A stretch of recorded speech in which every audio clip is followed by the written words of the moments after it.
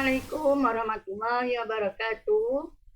Apa khabar murid-murid semua? Ustazah harap semua dalam keadaan sihat dan sudah bersedia untuk belajar sirah pada hari ini.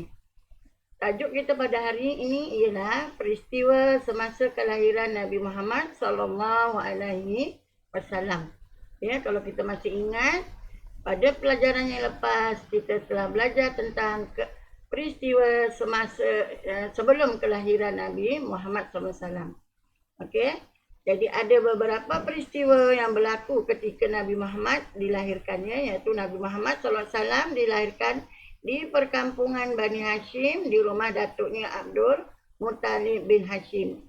Dan semasa kelahiran baginda, beberapa peristiwa telah berlaku. Antaranya keluar cahaya dari tubuh Sayyidatina Aminah hingga menerangi istana Busra di Syam. Ya, kita lihat betapa hebatnya Nabi kita Muhammad SAW. Ya, lahir-lahir, belum lahir lagi ibunya sudah diterangi cahaya.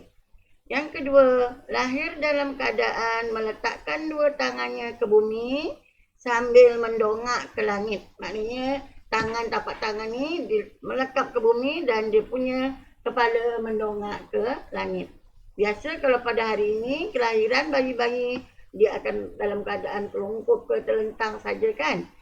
Okay, yang ketiga iaitu lahir dalam keadaan sudah dihatankan. Anak murid tahu tak apa dia dihatankan? Hatan ni ialah sunat.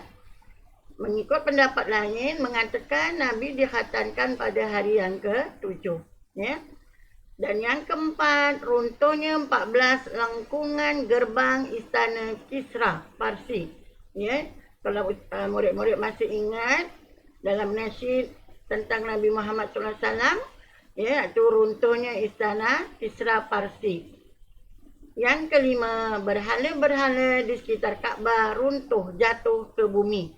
Pada ketika kelahiran Nabi Muhammad SAW, Kaabah ketika itu dikelilingi 360 buah berhala dan terdapat 3 berhala yang sangat besar.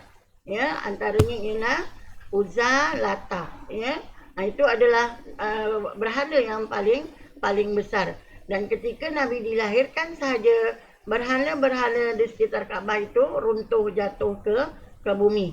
Ya, itulah dia antara keistimewaan ataupun peristiwa-peristiwa yang berlaku ketika kelahiran Nabi Muhammad sallallahu alaihi wasallam.